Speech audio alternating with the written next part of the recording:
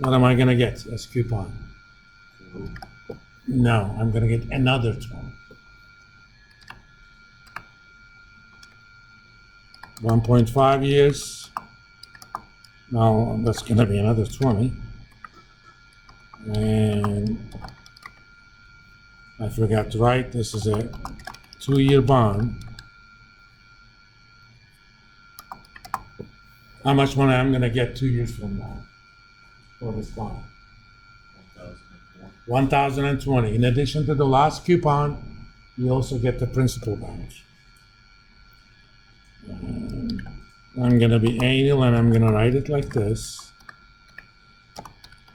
Since my little one node is also inline calculator, voila. I don't even need Excel to do any of that. Of course, in the old days, we did all of that here. I kind of got out of that habit. When I first came here, for years, I've been trained to do a lot of stuff in my head. And I never like doing examples ahead of time, because if I do that, at least to me, it sounds like it's fake, okay? And I don't lecture from prepared notes, because it's all in here. Again, it's neither good or bad. It's, what I'm comfortable with, because that feels more natural to me.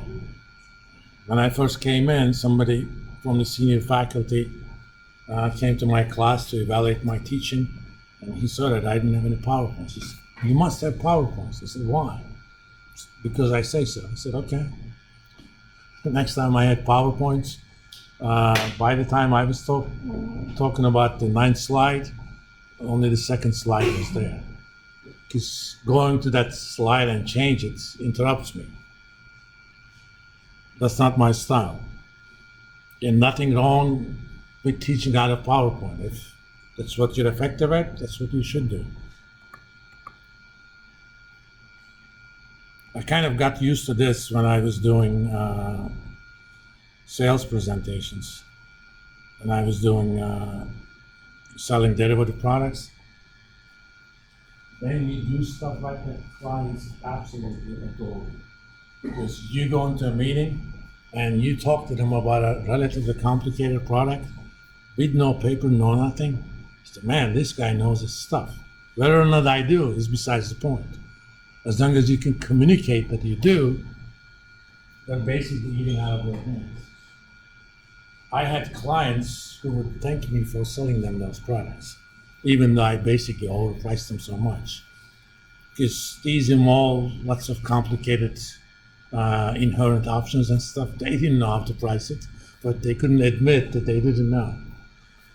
These people in finance sector, they tend to be, narcissistic people.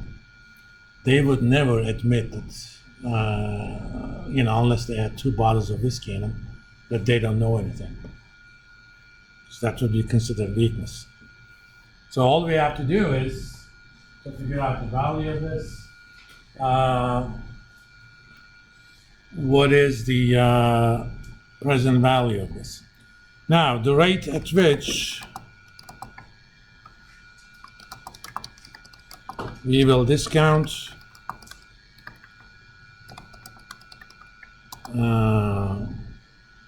these cash flows is called what, guys? Do you remember? The rate that I'm using to discount the cash flows from a bond. Anyone remembers it? It's called yield to maturity. Short YTM. So when somebody's actually talking about a yield on a bond, that means the rate at which you discount the cash flows from that bond, that actually gives you the actual market price. Right. We've done this in Business 302, but we're going to do that again. This kind of cash flow should look relatively familiar to you guys.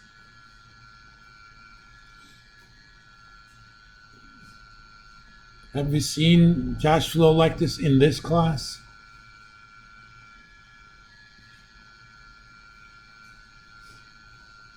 Other than that $1,000, it's simple. You get $20 every 6 months. What do you call those? An annuity. This is an annuity with a balloon payment. Technically, it's a bond. That's why I covered those. But just for the hell of it, we're going to do it again. So let's go ahead and start our template. I'm going to start with my seeker. So let's call this bond pricing. Even though there is nothing that stops me from using the present value annuity sheet we developed, but let's just do a fresh one just for bonds. Now, I'm not going to have any options, so I'm going to delete these. I can't delete the last option. That's how I set it up. So I'm going to have some inputs. Okay. For target value, I'm just going to add here bond value. And let me also, I should change this in my template. If this thing is green, which means it's 1. Solver mode. Otherwise, setup mode.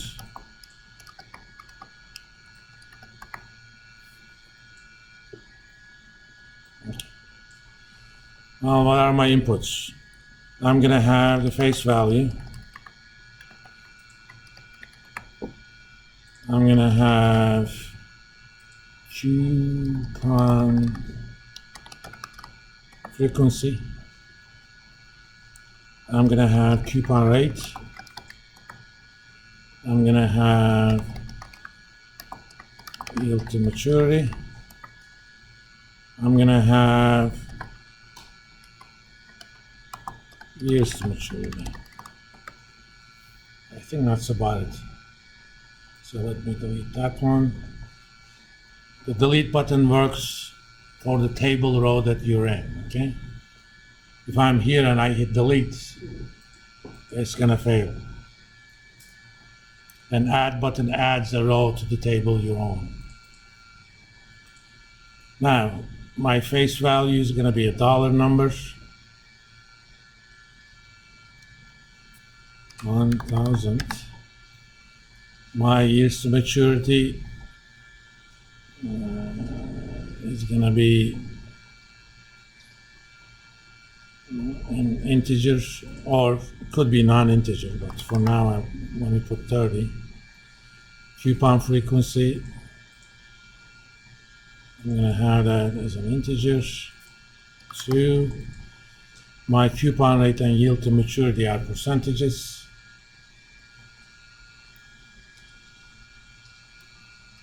I like 4 digits, so let me put 4 and 5, just for the hell of it. The only thing I need to figure out is how to calculate value of a bond given those inputs. And we already know the Excel function for that. That's PV. The first argument is the period interest rate. Well, the period interest rate is the interest rate you're using to discount stuff. Yield to maturity divided by coupon frequency. The second argument is number of periods, years to maturity times coupon frequency. So if it's a 30-year bond, there will be 60 coupons. The third argument is the coupon amount or the payment amount.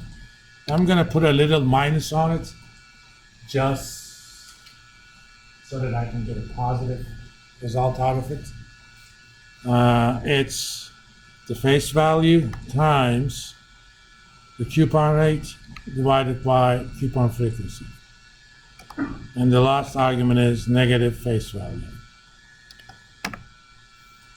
Boom. Of course, this is There are, You should have a formula for that. sure. And let me,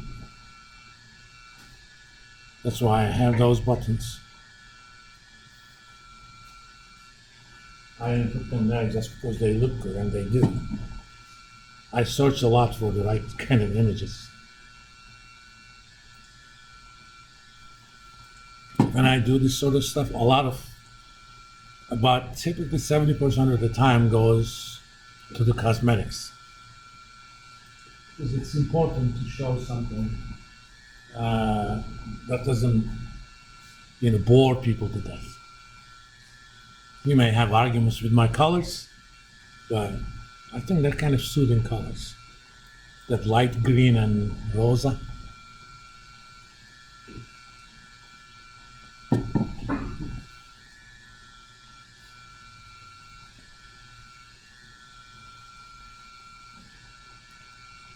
We are good? Okay. Now, with bonds, there are some terminologies we're going to use. Par value is the same thing as face value. It's just a different definition for it. A par bond